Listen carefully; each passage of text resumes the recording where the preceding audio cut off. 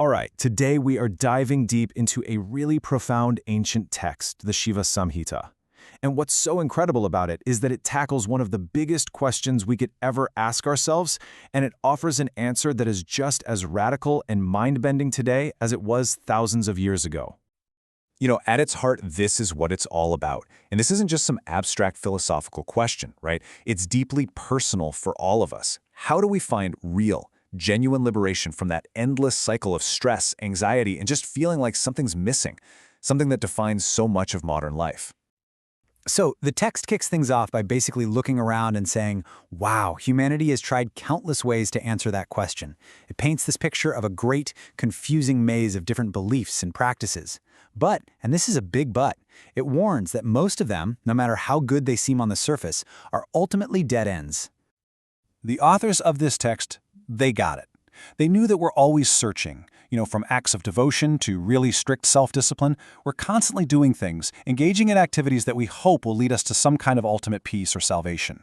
And the text lists some of the most common paths people follow. Things like charity, doing good deeds, performing rituals. I mean, these all sound like pretty positive, virtuous things to do, don't they? And yeah, they're the foundation of so many spiritual systems. But this is exactly where the Shiva Samhita takes a very, very sharp turn. And here is that turn. According to this text, both good and bad deeds are basically two sides of the very same coin. They are all actions, or karma, and they bind you to this endless cycle of cause and effect. Sure, good deeds might lead to a nice but temporary reward, like a vacation in some heavenly realm. And bad deeds, well, they lead to a painful one. But the crucial point here is that they're both temporary. So, you see, you're still trapped in the system. The moment the good karma from all your positive actions runs out, boom, you're reborn right back into the world.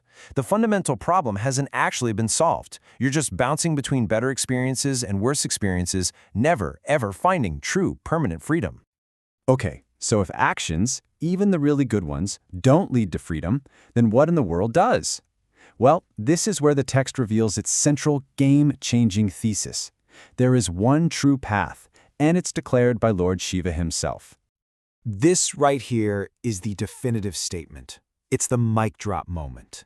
After considering every other method out there, the text asserts that the path of yoga, and specifically the path of knowledge within yoga, is superior to all of them. It's not about what you do, it's about what you know. And just to make this crystal clear, the text draws a line in the sand between two fundamental approaches you find in the ancient scriptures. You've got karma kanda, which is the path of action we just talked about, all the rituals, the deeds, and so on. But then you have jnana kanda, the path of knowledge, and that is presented as the ultimate solution. So the core message couldn't be clearer. If you're a seeker of true liberation, you have to rise above this whole duality of good versus bad actions. They need to be discarded, treated as insignificant, like straw, as the text says. And you have to turn your entire focus toward just one thing, attaining true knowledge, or jhana. And this, my friends, leads us into the deepest part of the teaching. Because if our actions and even our virtues aren't the way, then it must mean we're fundamentally misunderstanding the world we live in. The text argues that we are in fact living inside a grand illusion. This is the question that unlocks everything.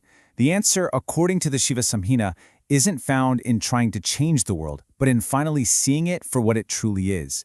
And to explain this, the text uses some absolutely brilliant analogies. Okay, here's the first one. Imagine you're walking in a dimly lit room, and out of the corner of your eye, you see what you think is a snake. Your heart starts pounding, you feel that rush of fear, your reaction is totally real. But then, someone flips on the light, and you see it was just a coiled up rope the whole time. The snake was never actually there. It was a projection of your own mind onto reality. And here's another great one. Let's say you're on a beach. You see this shimmering object, and you think, wow, I found a piece of silver. You feel that jolt of excitement, maybe a little greed. But when you go to pick it up, you realize it's just the inside of a mother-of-pearl seashell. The silver was an illusion, superimposed on the actual reality of the shell. This incredible power of illusion actually has a name. It's called Maya. Maya is the cosmic principle, the cosmic magic trick that makes the one, simple, unchanging reality, the rope, the shell, appear to us as the complex, chaotic, ever-changing and often frightening world of our experience, the snake, the silver. So here's the crucial point. Knowledge is the light that just obliterates the darkness of this illusion. It's the sword that cuts right through the veil of Maya. And once that illusion is gone, you don't find something new. You simply, finally, see the reality that was there the entire time. And this brings us to the ultimate, absolutely mind-bending conclusion of the Shiva Samhita. If there is only one true reality hidden beneath this grand illusion, what is it? And more importantly, what does that have to do with you? The text is completely unequivocal about this. The answer is, there is only one singular universal consciousness, one ultimate self. In the scriptures, this is known as Atman or Brahman. All the diversity, all the separateness we see and feel, that's all just part of the illusion of Maya. Now, to help us really get our heads around this, the text offers one final beautiful analogy. Just picture in your mind countless clay pots, and each one is filled with water. Every pot is distinct, individual, and separate from the others. Now, imagine the sun shining down from the sky. In each and every one of those pots of water, there's a perfect little reflection of that one sun. It might look like there are thousands of tiny suns, one in each pot, but of course we know there's only one real sun in the sky. The pots, they're like our individual bodies and minds, but the consciousness within them, the self, it's just a reflection of the one universal self. This self is described as being like space. It's everywhere at once, totally untouched by anything that happens within it. This, the text says, is your true nature. And it's already whole, it's eternal, and it's the source of all bliss. It's way beyond the limitations of your body, your thoughts, or your personality. And this leads to the most profound insight of all. Because if this eternal, free self is already who you truly are, then liberation isn't something you have to create, or earn, or achieve through a ton of effort. It is simply realized. It's a shift in knowing. It's that aha moment when you stop identifying with the little reflection in the pot and you realize you are the sun itself. The freedom you were looking for was always there, just hidden by the illusion that you were separate.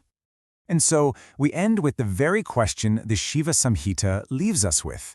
It takes this entire cosmic, mind-blowing teaching and turns it into the most personal question imaginable. If there is only one eternal, blissful self, and everything else is just an illusion, then who really are you?